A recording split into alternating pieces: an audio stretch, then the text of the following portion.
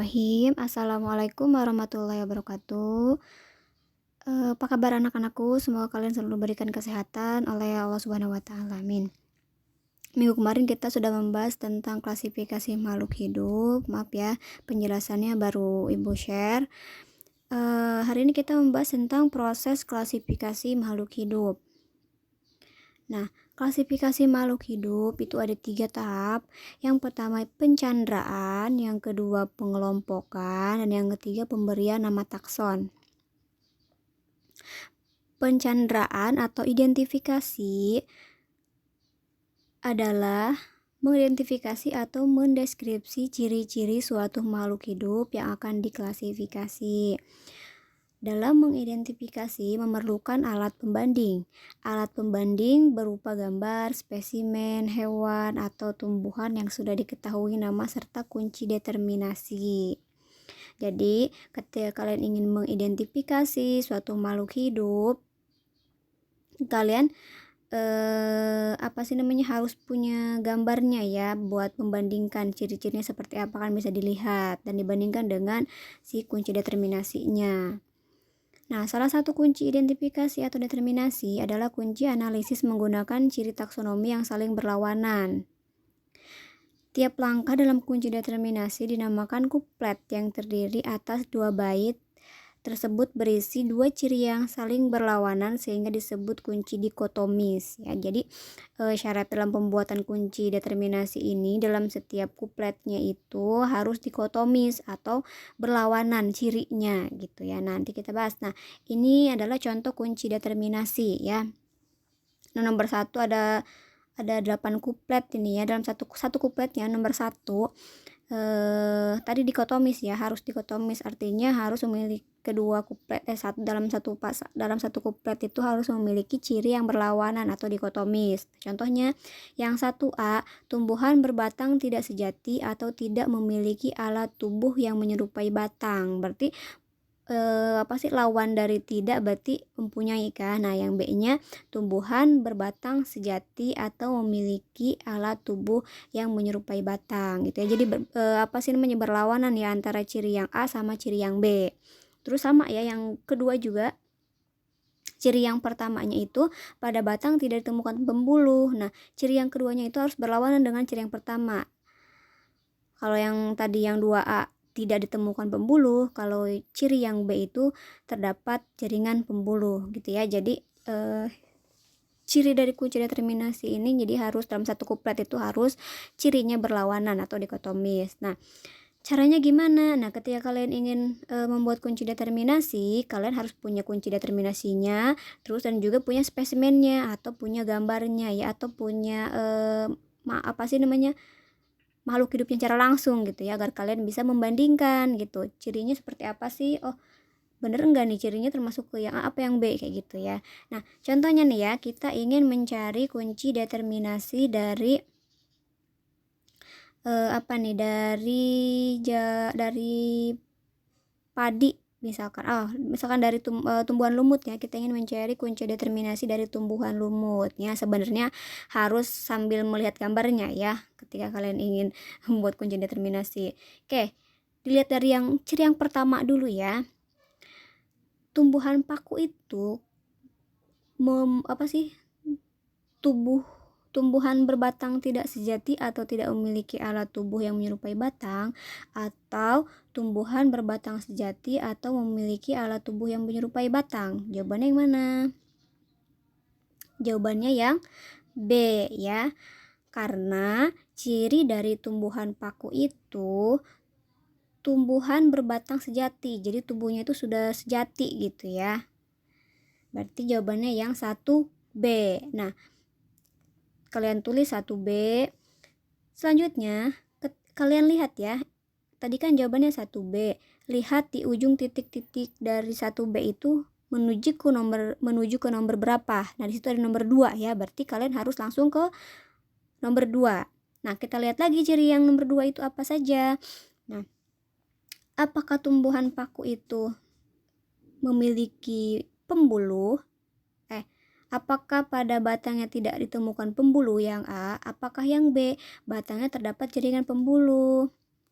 Nah, jawabannya yang B ya, karena tumbuhan paku itu sudah memiliki jaringan pembuluh. Berarti jawabannya yang 2B. Kayak tadi 1B terus 2B. Nah, setelah jawab 2B, kalian lihat pada ujung jawaban yang 2B itu menuju ke nomor berapa? Di situ ada nomor 3. Nah, berarti kita langsung menuju ke nomor 3 ya. Nah, tumbuhan paku itu memiliki bunga yang tidak memiliki bunga yang A, apakah yang B tumbuhan berbunga atau memiliki organ yang berfungsi seperti bunga? Jawabannya yang mana? Jawabannya yang A ya, 3A. Jadi si tumbuhan paku itu tidak memiliki bunga. Nah, di ujung dari jawaban 3A itu menuju ke nomor berapa? Nah, di situ lihat ya ada nomor 4. Berarti kita langsung masuk ke nomor 4. Nah, tumbuhan paku itu pada daunnya terdapat bintik kuning atau coklat. Jika ditekan akan keluar serbuk kecil, atau jawaban yang B, pada daun tidak ditemukan adanya bintik kuning atau coklat. Jawabannya yang A ya, karena tumbuhan paku itu kan tadi tidak memiliki bunga, tapi dia memiliki spora. Sporanya itu terdapat di daunnya ya, berupa bintik kuning. Dan jika ditekan akan keluar serbuk-serbuk kuningnya. Kalau kalian lihat tanaman paku di bawah daunnya itu ada yang warna kuning-kuning itu ya. Nah, itu adalah sporanya. Oke, sudah terlihat tuh di ujung jawaban 4A itu ada tumbuhan paku. Nah, berarti jawabannya benar ya. Nah, berarti tadi kunci determinasi untuk tumbuhan paku jawaban 1A 1B, 2B, 3A, dan 4A. Kayak gitu ya. Oke, Ibu harap kalian mengerti ya. Kalau misalkan ada yang belum paham, boleh ditanyakan, atau nanti ketika PTM tatap muka boleh ditanyakan secara langsung ya. Oke, kita lanjut saja. Yang kedua, selain tadi pencanderaan itu pengelompokan. Nah, makhluk hidup dengan ciri-ciri serupa dikelompokkan dalam unit-unit yang disebut takson. Nah, takson merupakan kelompok atau unit yang terbentuk sebagai klasifikasi makhluk hidup. Menurut kesepakatan internasional, ada 7 tingkat takson yang disusun dari tingkat tinggi hingga tingkat terendah. Nah, ini adalah skema tingkatan takson. Jadi, semakin ke atas itu semakin sedikit ciri yang dimilikinya ya. Sedangkan semakin materi ya. Oke. Ini adalah skema taksonnya, dimulai dari tingkatan yang paling tinggi yaitu kingdom sampai ke spesies. Jadi ini semakin kecil berarti cirinya juga semakin sedikit ya yang dimilikinya gitu. Nanti kita tingkatan yang pertama kingdom, tingkatan kedua filum atau divisi. Nah, filum ini untuk hewan, sedangkan kalau divisi ini untuk tumbuhan ya. Terus selanjutnya kelas, selanjutnya ordo, famili, genus, yang paling kecil yaitu spesies. Jadi sebenarnya ini semakin ke bawah berarti cirinya juga sudah semakin sedikit ya. Dimiliki semakin ke atas semakin banyak. Nah, pemberian nama takson, sistem nama ganda pertama kali dikenalkan oleh Carlos Linnaeus.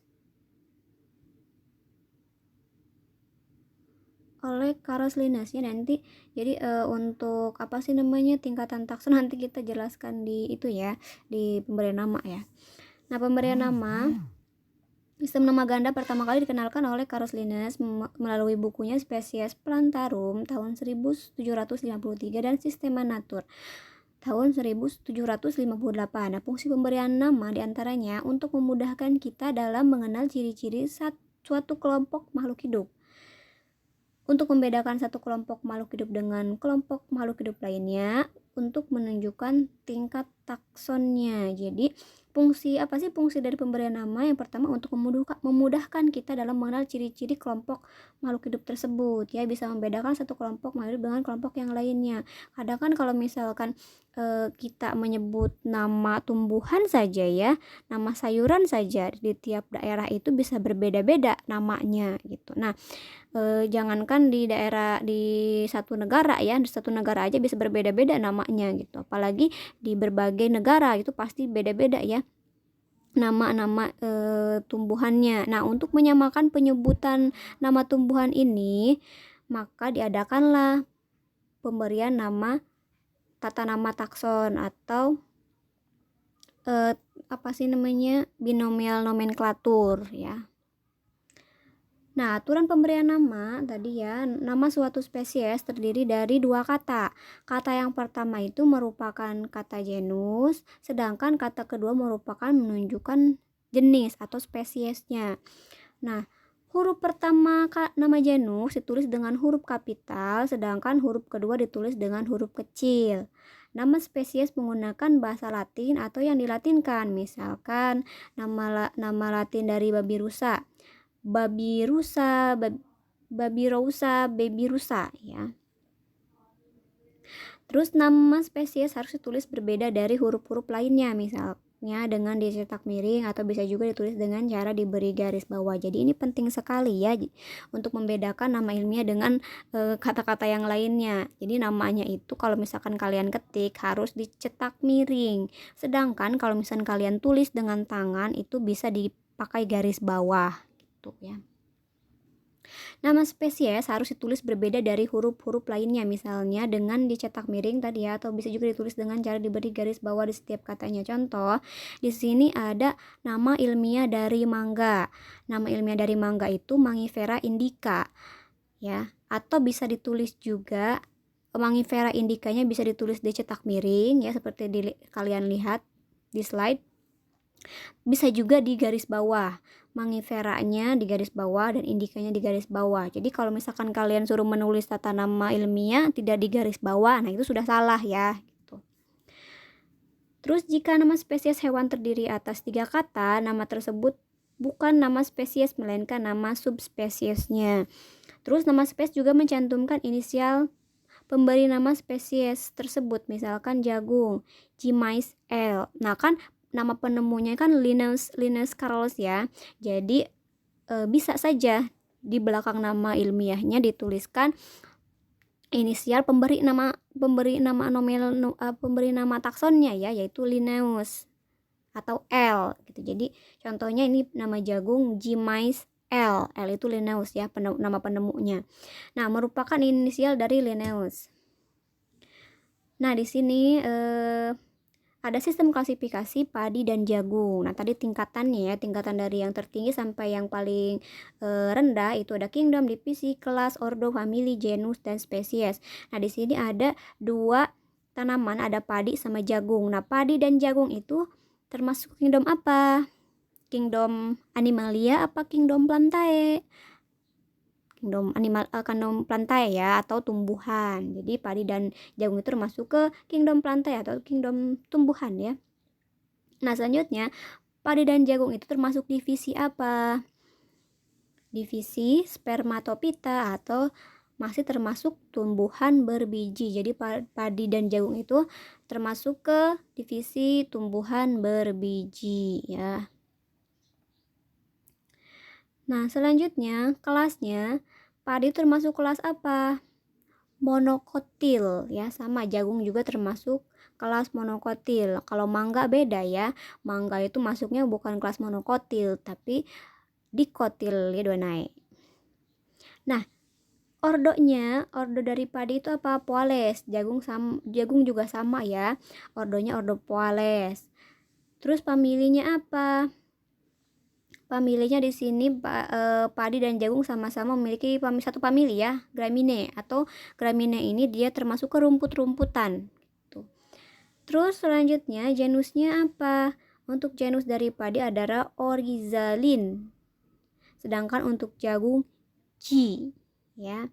Nama spesiesnya nama spesies dari padi yaitu Oryza sativa. Tadi kan nama jenisnya Oryza ya, terus nama spesiesnya Oryza sativa. Lihat di tulisannya ya, di situ kata genusnya itu Yang pertama hurufnya O itu huruf besar, sedangkan kata keduanya sativa S-nya itu dituliskan dengan huruf kecil ya. Nah, misalkan ada lagi ya, terong dan kentang. Nah, terong dan kentang itu dia masih dalam satu genus, yaitu Solanum ya, sama-sama genus Solanum. Nah, yang membedakan di spesiesnya ya. Kalau misalkan nama spesies dari kentang, yaitu Solanum tuberosum. Sedangkan untuk terong juga sama ya, memiliki genus yang sama, yaitu Solanum. Nah, tapi yang membedakan spesiesnya. Spesiesnya kalau terong itu Solanum melongena. Jadi terong sama kentang itu dia memiliki dalam satu genus ya, yaitu Solanum, yang membedakan spesiesnya. Kalau kentang itu Solanum tuberosum, kalau terong itu Solanum melongena gitu ya. Jadi yang membedakan itu di spesiesnya ya, nama spesiesnya. Nah, selanjutnya di sini ada kladogram. Nah, kladogram adalah diagram percabangan. Dalam bahasa Yunani itu klados atau bercabang yang dianggap mewakili hubungan kekerabatan di antara organisme atau komponen yang dikelompokkan. Kladogram dapat dianggap sebagai pohon evolusi. Ya, sebuah kladogram menjelaskan bagaimana organisme berasal dari nenek moyang yang sama. Jadi sebenarnya kladogram ini untuk menunjukkan evolusinya ya, apakah dia satu nenek moyang gitu ya. Apakah dia berasal dari dalam satu nenek moyang yang sama apa berbeda gitu. Jadi kita bisa lihat dari pohonnya nanti ya. Nah, cara membuat kladogram, yang pertama pilih sejumlah organisme. Misalkan kita memilih 4 macam serangga, contohnya ya, kita milih 4 macam serangga nih yang mau dibuat kladogramnya. Ada belalang, ada lalat, capung, dan kupu-kupu. Nah, periksa ciri-ciri mereka, apakah persamaannya, perbedaan serangga-serangga tersebut. Nah, ketika sudah dibuat ciri-ciri mereka tadi ciri-ciri serangga tadi, buatlah tabel yang memuat secara berurutan ciri-ciri yang dimiliki keempat serangga tersebut yang paling umum hingga ciri yang hanya dimiliki satu serangga. Oke, contohnya seperti ini ya. Kalian buat tabel tadi, tentukan dulu ciri-cirinya ya. Tadi untuk serangganya ada belalang, lalat, capung, dan kupu-kupu. Nah, kalian buat ciri-cirinya dari serangga tersebut. Dimulai dari ciri-ciri yang dimiliki oleh semuanya sampai yang khusus hanya dimiliki oleh serangga itu gitu ya. Ciri yang pertama itu 6 kaki. Nah, belalang punya berapa? 6 kaki. Berarti kalian checklist. Lalat memiliki berapa kaki? 6 kaki, checklist. Capung memiliki berapa kaki? 6 kaki, kalian checklist. Terus kupu-kupu memiliki berapa kaki? 6 kaki, kalian checklist gitu ya. Terus selanjutnya dapat terbang. Nah, misalkan belalang tidak dapat terbang, kalian tulis strip ya. Terus lalat bisa terbang, kalian checklist. Terus kalau misalkan dia bisa terbang, kalian checklist ya. Kalau tidak, kalian strip. Nah, belalang memiliki 2 pasang sayap. Tidak ya, kalian strip. Terus lalat memiliki 2 pasang sayap, strip ya. Capung memiliki. Terus kupu-kupu memiliki 2 pasang sayap, ya memiliki, berarti tinggal di checklist ya. Terus sayap berwarna-warni, belalang tidak, di strip ya. Terus lalat memiliki sayap berwarna-warni, tidak ya, kalian strip. Capung memiliki sayap berwarna-warni, tidak. Kupu-kupu memiliki sayap berwarna-warni, ya, berarti kalian checklist gitu ya. Jadi kalau misalkan serangga tersebut memiliki ciri-ciri itu tinggal di checklist, kalau tidak ya di strip gitu ya. Nah, ini adalah pohon kladogramnya ya. Tadi kalian tuliskan ciri-cirinya di bagian bawahnya tadi ya. Ciri yang pertama yaitu 6 kaki, terus memiliki sayap, terus 2 pasang sayap, terus sayapnya berwarna, kayak gitu ya. Terus nah, yang memiliki 6 kaki siapa? Semua serangga memiliki 6 kaki ya, berarti tuliskan dimulai kupu-kupu memiliki ya, capung memiliki, lalat memiliki, belalang juga memiliki ya. Jadi semua serangga tadi harus ditulis di bagian atasnya ya. Nah, selanjutnya karena tadi si belalang tadi cuman satu doang yang sama, yaitu memiliki 6 kaki, berarti belalang itu ditulis paling bawah ya, karena dia hanya memiliki satu ciri yang sama dari serangga-serangga yang lain. Nah, selanjutnya lalat. Lalat tadi memiliki 2 ciri yang sama dari keempat ciri tadi, makanya dituliskan di bagian yang kedua. Sedangkan capung memiliki 3 ciri-ciri yang sama seperti serangga yang lainnya, maka dituliskan di bagian yang ketiga. Nah, kupu-kupu dia di berada paling atas. Kenapa? Karena kupu-kupu memiliki semua keempat cirinya gitu, maka dituliskan yang paling atas. Seperti itu ya. Oke, mungkin materi kita cukup sampai di sini saja ya. Kalau misalkan ada yang belum paham nanti boleh ditanyakan. Semoga nanti PTM segera tatap muka kita ya, agar bisa belajar secara langsung gitu. Oke, kurang lebihnya mohon maaf ya. Assalamualaikum warahmatullahi wabarakatuh.